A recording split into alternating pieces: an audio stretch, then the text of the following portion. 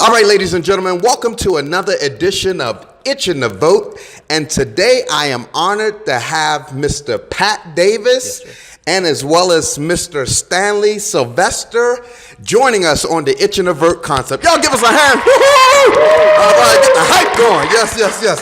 Mr. Davis, Pat, welcome. Thank you for having me. And Stanley, I'm going to call him Stanley for the interview. All right.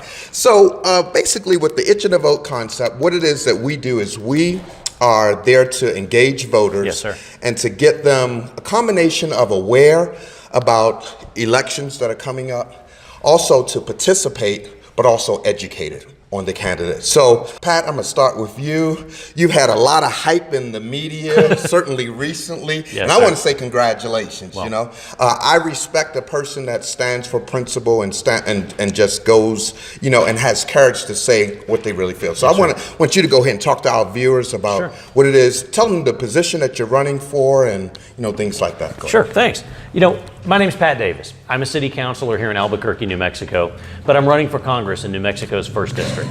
It's one of just a handful of open, safe Democratic seats in the country, meaning that in a couple of weeks when Democrats pick their member of Congress, our nominee for member of Congress, that's probably our next member too.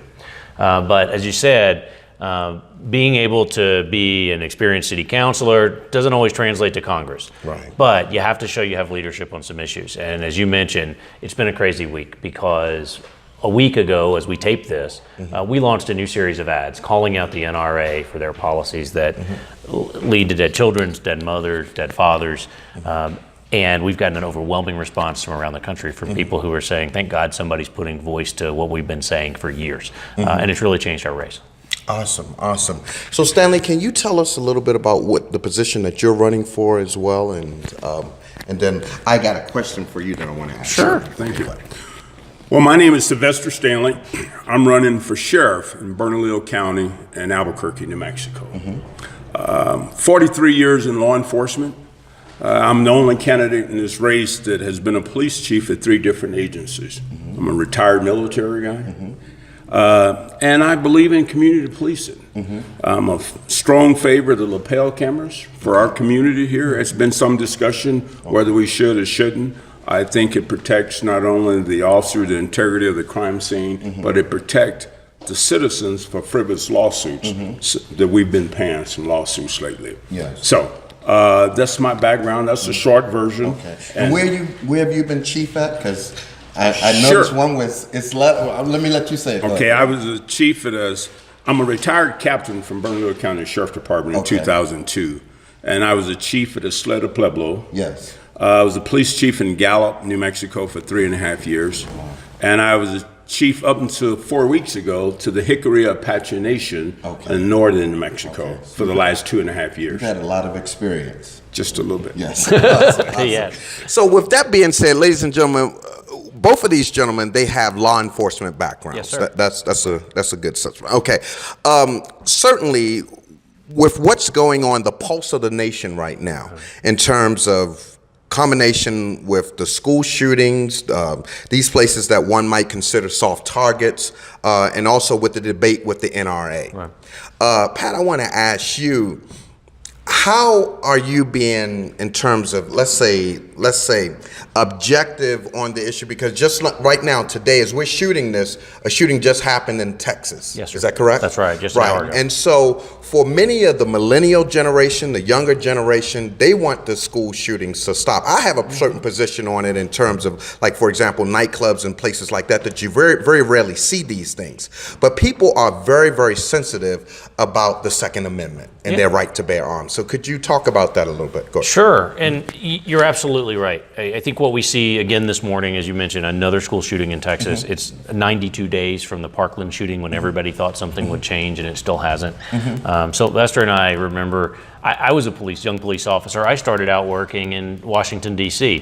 And one of my first jobs as a rookie cop was going into schools to teach kids how to hide under their desks. And that was 15, 18 years ago. Right.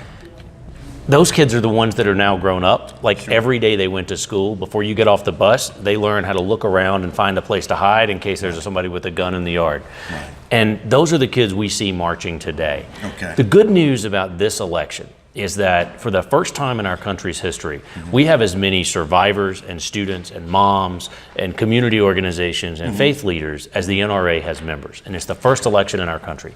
That's why you're seeing so many new people come to the table and donate and help candidates like me who are willing to call out the NRA, because they no longer have to be the only credible voice at the table. Sure. This could change that conversation, and I think that's what you're seeing. And tell me, what is your issue with the NRA? I grew up, my parents NRA, says the young white guy who grew up in the middle of Georgia. My parents' NRA is not the NRA today. Gun companies took over that organization. A majority of NRA members support universal background checks because they know it's $30 in 30 minutes and they can get a gun, and we know they're safe. 89% of police officers support that. And the NRA says they support cops, but they don't follow them or their members. I'm mad at gun companies who are using the NRA to make more profits off selling guns and not being a real advocate for responsible gun use. The Second Amendment comes with a responsibility to use it well. And if you abuse that responsibility, we have a right to say you've forfeited your right to have a firearm because we can't trust So let's be clear. You're not opposed to the Second Amendment. No. Right? You're not opposed to citizens having or legally having a gun or owning a gun. That's right, and I think most of us. And I think that's an important distinction, because a lot of times when people think that, when people are going after the NRA or attacking, they're saying the NRA is responsible for, quote unquote, the school shootings. It's kind of like, I would almost say it's almost like playing a blame game. But at the end of the day, as we know, it's not the guns that kill, it's people making the decision to use the guns. And so, but that being said, the NRA does wield a lot of power. And lobbyists wield a lot of power with getting laws passed. Or stopping them, and I think that's the larger challenge. The NRA's focus, when their board started to be taken over by gun companies a few years back, what you saw was they shifted their focus from trying to pass certain laws and help their members advocate in Congress to now stopping common sense gun laws that keep guns out of the hands of felons in communities that I used to police. That's the challenge for us, is they're no longer participating, they're now obstructing. And we have new organizations that are coming out to say, no, we believe you can own a gun if you do it responsibly. I see. So what you're feeling is that the NRA is somewhat by default complicit with criminals having and being able to get guns. They are complicit in the process that has allowed those guns to be in a place where law enforcement officers like Mr. Stanley and I don't have the tools available to us anymore to follow up. I see. So going back to the argument about the schools, the churches, and all these other places, what would your solution be that you would offer voters in terms of being able to secure places like schools? Because to me, it doesn't matter. Like, you got all these guns, but just like, for example, with TSA on the airlines and other places where there's strong security present, and like I said, they're not soft targets, you don't really hear about a lot of these incidences. So what would your solution be with that? Well, again, it doesn't have to be politicians like me that get to make those decisions. American people overwhelmingly support universal background checks and common sense solutions in places like bars, in places like nightclubs, in places like churches, like we saw in South Carolina.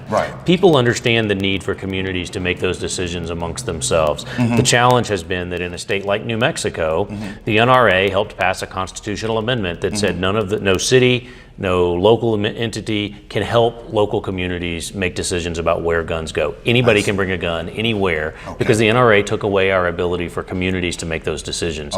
And so we have to get back to a common sense place that says the rules in Albuquerque might be different than the rules in Detroit or in California, but we should be able to decide for ourselves how we feel about this. So do you feel like there's a possibility, and I know you said that may be out of your scope as politician and it's a collective, but do you feel like there would be a possibility in these schools in order to neutralize these school shootings from consistently happening? Because one thing that I see with the school shootings that's been happening, quite frankly, since the 90s, since Columbine, is that the shootings happen and then they get major media attention. And then nothing.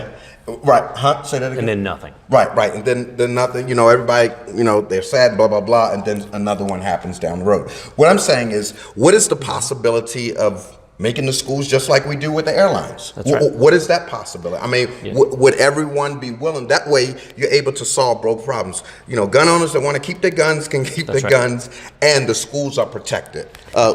Yeah, but gun-free school zones have been around for a while, and it helps in places where they're in place. It helps law enforcement officers identify really quickly somebody who has a gun who shouldn't be there. Okay. I was a lieutenant at a university police department here. It was a gun-free zone. If we saw a gun on campus, we knew it was illegal, and we were able to intervene to find out why. Sometimes they just forgot, and that's okay. But sometimes it could be much worse, and cops need to have that ability in those special places you talk about. No problem. And you, did you want to say anything about that? Yeah, you know, you're absolutely right. And I think the school superintendents, because of all these shootings, I think they have to play a more aggressive role in securing the schools. Yes. And we need to start teaching. It needs to be part of a curriculum. We start out in the elementary school, teaching the children about safety, gun safety, and the guns have to be secured at home. Having a special class for parents, maybe parents and kids together, to learn about safety so they can respect the weapons. But you know, some of these schools, when I was at Hickory, there was just about 2 hours away, we had a shooting, and 2 kids was killed in the school in northern New Mexico. But I don't think there's any security systems in the front of the school where we screen individuals for coming to school. I think you limit the students' size of their backpacks they take to school. But they have to walk through the screener every day. Walk through, and even if they're going out to lunch to get that, and when they come back, just you like have the to courts. screen them. Just like the courts. Yeah, we have to get used to a new normal if we are going to protect the schools. I mean, that's just what I feel. You're absolutely right. And to get the staff on board, all the visitors, maybe even go as far as having a separate area, a visiting area, for the parent or the visitor to come to the school, and then you bring the child over to that neutral area where they're not involved in the rest of the school. I mean, we got to think out of the box. Absolutely. And that's where we're at. And that's a good point. I want to switch the subject now a little bit. I want to go to student loan debt real quickly. That is one of the biggest elephants in the room right now. Many, not just young people, but people that are in their professional careers are bogged down with student loan debt. And I don't know if I imagine you are familiar with this, but I believe it was sometime around the 1998, 2000 era that law got passed that you couldn't write off student loans in bankruptcy. So with the reality that many young people, when they go to school, you know, say they're 18, 19, 20, they may not be as familiar with the gravity of an important FICO score. You know, and so what happens is they get bogged down in student loan debt, and then, you know, sometimes it may be difficult to get a job or get the right paying type of job. And so this debt follows them throughout the course of their life. I believe that this was one of the things that resonated with Bernie Sanders in terms of the voters. And so I would ask you, as running for Congress, what would you do about the student loan issue? Because it just seems like it's just, I mean, I don't know how it even got passed. Maybe it was just lobbyists that helped. But what would you do to address that issue? I don't know how it started, but I can tell you it happened when I was in college. I'm 40 years old. And by the time I left, it was in a place where if you didn't have enough money and you know, we didn't have health care back then and everything else, and you end up in a place where you go bankrupt to take care of yourself, you still owe for that school. And what I can tell you is, for folks in my generation, part of the reason we see the middle class eroding is because the money we're paying in every month for student loans is money we could be investing in a new home. And that provides security and structure that folks can retire for. It has taken a whole generation of people that now put a big chunk of their paycheck just into paying interest to the government. And we see under the new administration, what folks are really mad about is when Betsy DeVos took over the Department of Education and they rolled back all the Obama era rules and now let private companies make profits off of kids and their education. That's what people are mad about. But it really does take a whole bunch of money out of young people, and most people, if they are lucky enough to go to college, you sit down and sign the papers they give you because young people don't have $100,000 to go to school. Absolutely. And the interest compound. That's right. Yes. And now we have, for the first time, we have people who are now finishing their careers and starting on Social Security that are still paying college debt with their Social Security check. If you're go on to graduate school, it's real, and it's a real challenge. We should have the ability that if you go to high school and you check all the boxes and do everything right, you should have the ability to go to a trade school if you're ready to go to school, and we should cover your first years into college. Right. So that you have the opportunity to succeed, because that's what it takes in our country today. Sure. And for young people of color, young people of poverty, that is the tool out for that whole family. But not if they have to pay the rest of it for the rest of it. When I went to undergraduate school, I was able to get a Pell Grant. Yes, sir. And that was the thing that allowed me to get my undergraduate degree in IT, a Pell Grant. Now, in grad school, I had to take out although I got a scholarship to grad school, I still had to take out a loan for that. And what I'm saying is, but there are lots of students that they have to get student loan all the way through. Oh, sure. And like you said, coming out $100,000 or more in debt, that's compounding over 20 or 30 years, and they don't even, but go ahead. I'm sorry. But you're right. You're absolutely right. If you come out of community college or college as a young person, and especially as a first family immigrant, as a young person who's the first one out of your family, and you want to be an entrepreneur, to pay $500 a month is the difference in being able to pay your rent for your small business, or to pay the IT for your computers.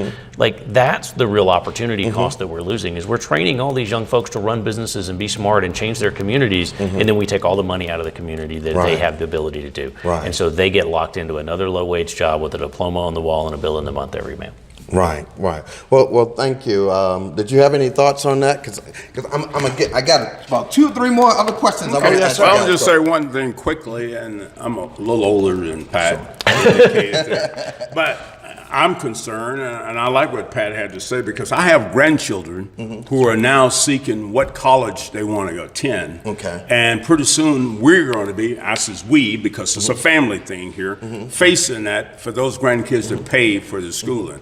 And we don't want to be at the situation where we says, well, you can't go to school now. I mean, as a matter of fact, she's a 4.0 student, just getting ready to go to school. So we want her to take advantage of that.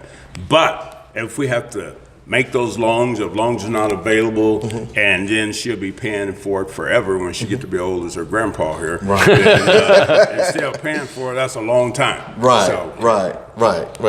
Okay, awesome. Okay, I'm gonna switch up. Let's get to crime. All right. You all both have law enforcement backgrounds. Yes, sir. I want to talk about the 13th Amendment real quickly. The 13th Amendment, in essence, says that neither slavery nor involuntary servitude, except for punishment of a crime whereas the parties have been duly convicted, shall exist in the United States of America or its jurisdiction. I love that you know the word. That's in essence of it. I mean, verbatim. What that means, in my opinion, the way that I look at this, is slavery by any citizen or involuntary servitude is not permitted. But institutions of government, meaning state, federal, etc., can incarcerate people, etc. Sure. And as we know, as you look at slavery, one of the things about slavery, one of the driving forces is economics. And so what I would ask you all, being as though coming from your law enforcement backgrounds, how do you balance this concept of institutional incarceration or the prison industrial complex, but also making sure that citizens are safe in our communities? How do you balance that? And so, whoever Sylvester, you want to take that first? Okay, go ahead. well, let me start first by making sure that our citizens, let me just talk on that end, is safe in our community. I think you have to have a strong leader at the top of the law enforcement agency to set the example and follow. But I'm a firm believer in community policing. Okay. And that's a partnership with the citizens in the community, the neighborhood associations, other law enforcement entities, the police department, sheriff departments, and even the court system and Parks and Rec. Because it takes all of those people to make a great team and to have that partnership. That's where we start. And we also need to go back to the schools, and we talk about, we used to have a DARE program many years ago. I remember that. Yes. Well, we need to go back and start teaching those kids something in school. Okay, that curriculum is outdated, so we need to create a new one to help the children recognize. And then, most importantly, we have to be proactive with our narcotics investigation, our property crime, and our gang investigation. All of that leads to violent crimes, sort of what we were talking about with weapons. But if we're proactive on this, then the person who has a drug issue is not stealing your property, who is not doing initiations from the gangs just so they can set up a big thing for drug money, then I think that help us curtail that. Because the politicians, they got to start doing more than talking. So, Mr. Davis, you're running for office because you're talking about institutionalized. Well, that's above my pay grade. It will be above, but as the Sheriff of Bernalillo County, I'm going to have some impact on those panels to be able to commute and talk about and have a conversation with the judges, the leaders of the communities, maybe the governor, and all of the people who are in that decision-making process. Absolutely. Okay, thank you. Yes. Yeah, Sylvester's right. I mean, the role of sheriff, particularly in our biggest county, and I've been a cop here for a while, it really does matter because you set an agenda for the rest of our state, which really matters to our voters because the power that police officers have and law enforcement and prosecutors is discretion. And it comes from the top, making a decision about whether we try to arrest our way out of poverty or whether we are going to be partners with the community and address social concerns. And so, but what really concerns me, what I got involved with and went to this as a former cop, what I came to the city council because the Department of Justice took over our police department because shooting cases had been on the rise. Our governor got rid of our behavioral health system, and so a lot of people who were medicating professionally with doctors suddenly went into the black market without help, and suddenly addiction rates just started to skyrocket. And so as a city councilor, I've made that a priority, and I'm going to do it in Congress too. We funded a new program at the courts to say the first time you come in on a petty misdemeanor arrest or the first time you burglarize a house, if you have an addiction, I funded a program that we sign you up for Medicaid and get you treatment so that we don't have to incarcerate you for the 9th or 10th or 11th time. And we try to give them a path out. What concerns me about what's happening in Washington right now is that under President Obama, we made big progress on changing the private prison complex. We saw they were closing in Texas and New Mexico and all around the country. Now under Jeff Sessions, they're replacing petty drug offenders that were being prosecuted for petty crimes and incarcerated for years. Suddenly they're changing that and changing them over to be immigration offenders. Folks that we used to turn around in a day and send them back. Which they would get more time for, right? That's right. Now they're charging them with felonies, which means they'll be in private prisons for 4 and 5 years. 13th Amendment. Yes, sir. We lost 80,000 private prison beds under President Obama. We're on track to gain another 60,000 of all these new immigrants that they're targeting, and now they're ramping up the war on marijuana and on petty drugs again, so that we rebuild that infrastructure. This is about profit, and you talk about profiteering and indentured servitude. To me, for the government to put you into a private system where you have no obligation or no opportunity to get out and you have to make a profit for another person is exactly what you're speaking.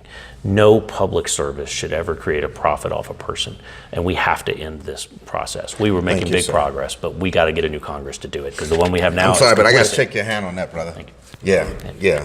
Thank you. Let's get into, because I could go. I have another question that would have been local to about how law enforcement handles, like, say, drivers on the streets. But I think I'll say that for another interview, another time. But let's get into economics. And then I'll probably get ready to close it out. With regard to economics, what is your economic plan for the state of New Mexico, for its citizens, et cetera? So New Mexico is 49th in the country in terms of economy. We're behind almost every other state but Mississippi. We trade places with them a lot. And we are tired of politicians who promise to do something without a plan. What we call our international district, which is our most diverse people of color community in the city. Lots of poverty and generational poverty from colonialism, from systemic problems. Here are the things we know that make a difference.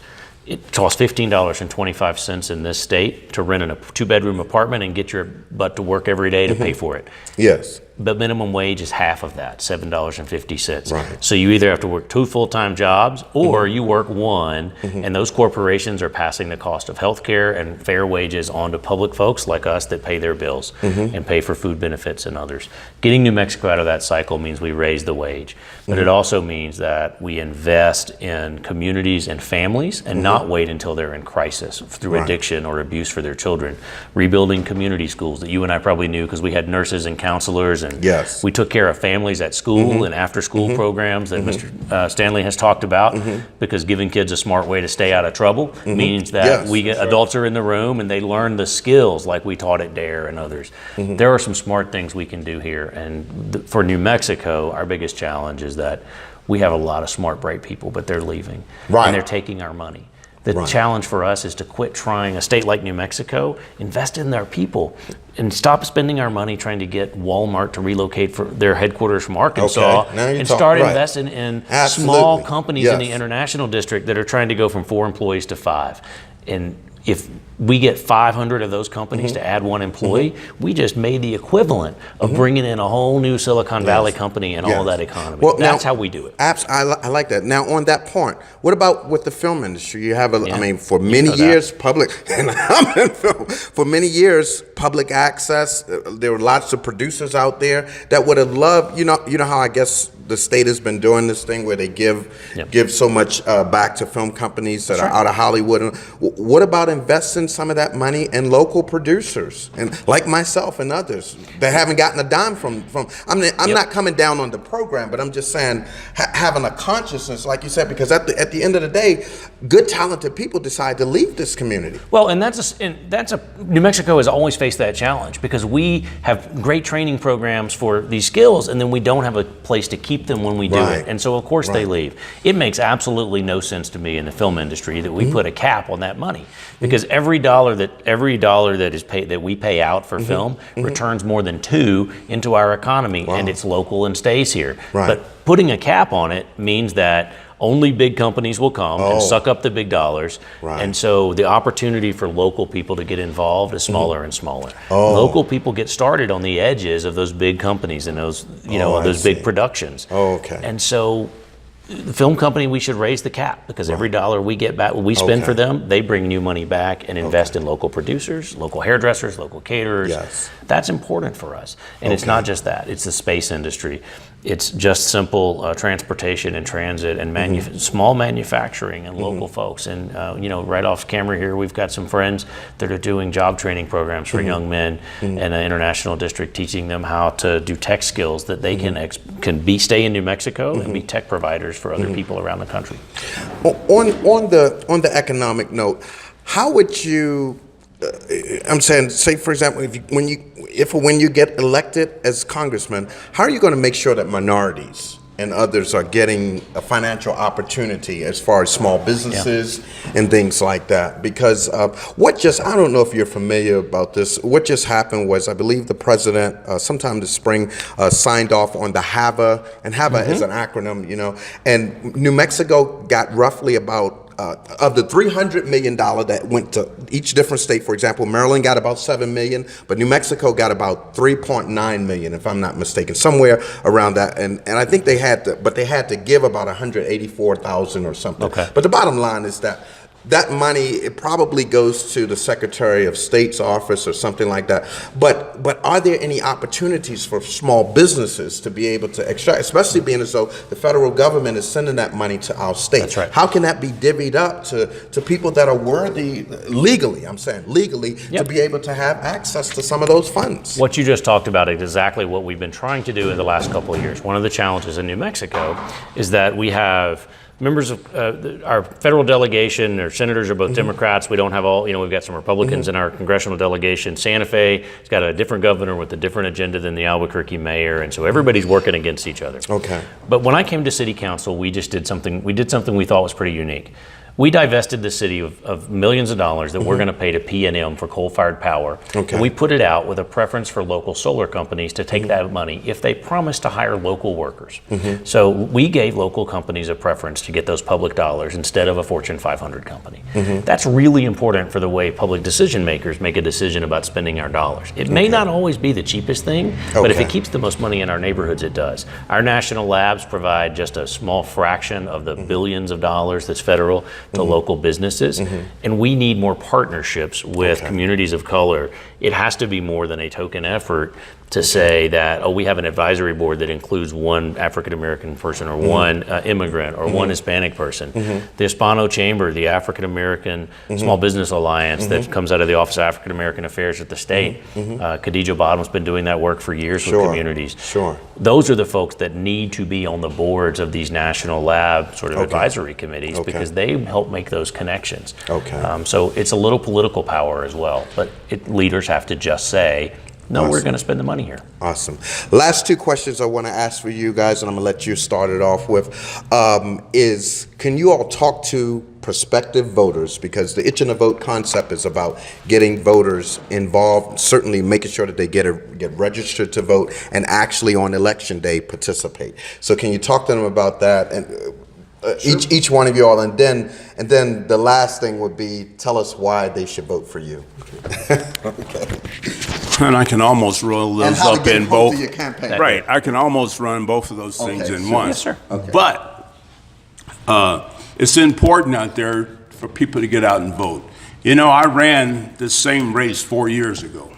I lost by 364 votes. And I think the turnout was real low. People have to get out and vote. It used to be they tell us that, you know, you need to be qualified before you run it. Well, I'm more than qualified. I have 43 years in this business and over 25 years in management. Police chief 3 different times. So, but we have to reach everybody at home. Don't just sit, because you don't have a right to complain if you don't get out and participate and vote. You may not vote for me, but you have to go vote. But I'm asking you to vote for me. But we need that. And I guess I'll wait until your last question here. Okay, go. Yeah, you're absolutely right. Here's what I'll tell you. If you're mad about the guy in the White House, be mad at the people who stayed home. Because we had the ability to win that race, and the way our country is now would be a whole lot different. But I can also tell you that there is hope in this election if you'll come out and help us. I know that we have registered more than 9,000 new voters in just the last 3 months in this county alone, collectively, all the candidates, all the campaigns, and the Democratic Party, because people are mad. They're tired of turning out and not seeing politicians that listen to them. They're tired of seeing people on the ballot who say the same thing and never stand up. That's why my campaign's been different. As you mentioned, folks are proud to have somebody stand up and speak truth to power to organizations like the NRA and Fox News who are calling and suppressing votes. We have to elect people who are willing to stand up and do that.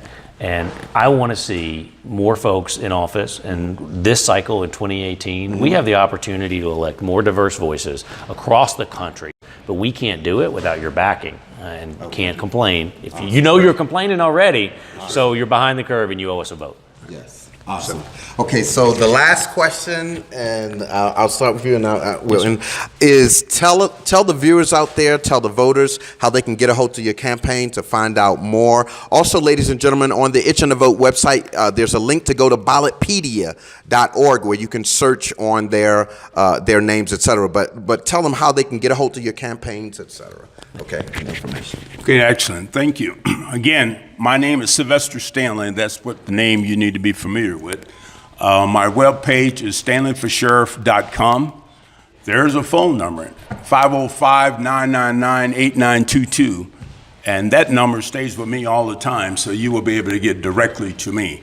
We're asking you to leave your homes, vote. Early voting here in Albuquerque, New Mexico, starts on the 19th. This weekend, we need you to get out. Don't sit at home and wait till the last minute saying, oh, they don't need my vote because the neighbor, they wouldn't participate. We need every vote. Every vote counts, and it's important here for this place. Thank you again. All right. And Pat, how can they get a hold of your campaign? Well, and thanks. Yeah, as Sylvester said, by the time we see this, voting's happening. So we don't want you to feel like you don't know enough about the candidates to make a challenge. So go visit my campaign, pat2018.com. Let me know what you think. You can reply there. You can go on our Facebook page, just search for Pat Davis, wade through all those nasty NRA comments, and look what we're looking at. I'd be honored to have your vote. We need new folks in Congress, and if the folks there won't do the right thing, then it's time for us to change Congress. And you can visit us at pat2018.com. All right, ladies and gentlemen, that's going to be a wrap for this particular segment of Itching to Vote. We like to send a special thanks out to Mr. Pat Davis running for Congress and Stanley running for sheriff, ladies and gentlemen. All right, Itching to Vote, ladies and gentlemen, and as we say, I got the itch. I'm itching to vote right now.